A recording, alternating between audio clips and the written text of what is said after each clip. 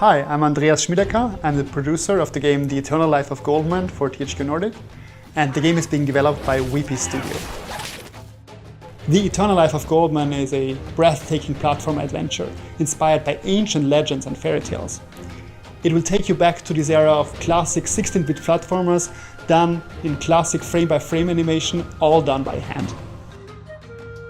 I would say the most unique thing about The Eternal Life of Goldman is this unparalleled attention to detail with 2D art. So you probably have seen, hand-drawn art before, but not at this scale, not at this level of detail, and done without any AI or generative methods involved to bring details to every little facet of the game.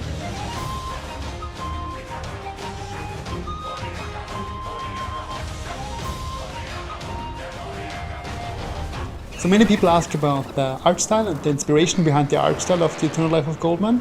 It is mostly classic animated movies and French-Belgian comics, mostly Hergé and the Linclair art style. So to create that art is really a very difficult and complicated process because everything is done by hand. So you would do, your coloring, your lining, all the animation, all the backgrounds, all the foregrounds, all the small details by hand, day by day. And it's really, there's no other way of doing it in that level of detail. So it can take a lot of time. It can take up to months or even up to a year for a biome to be finished.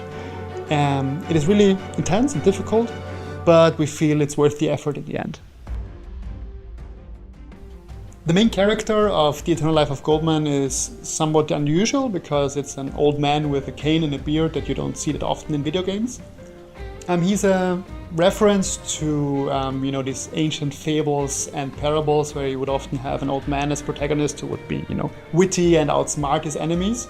But it's also very specific reasons within the narrative why he has that age and looks like that I will not go into details because of spoilers.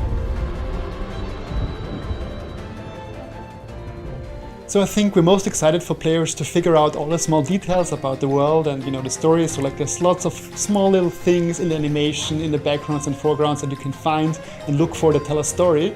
And just for players to figure it out, puzzle it all together, piece it together, that would be super interesting for us to find out. The main inspiration for The Eternal Life of Goldman are these platformers of the 16-bit era. And we hope the game will take you back to that era or will make you experience that for the first time. And it is really this kind of side-scrolling adventure, but with the accessibility and the quality of life features of a modern game.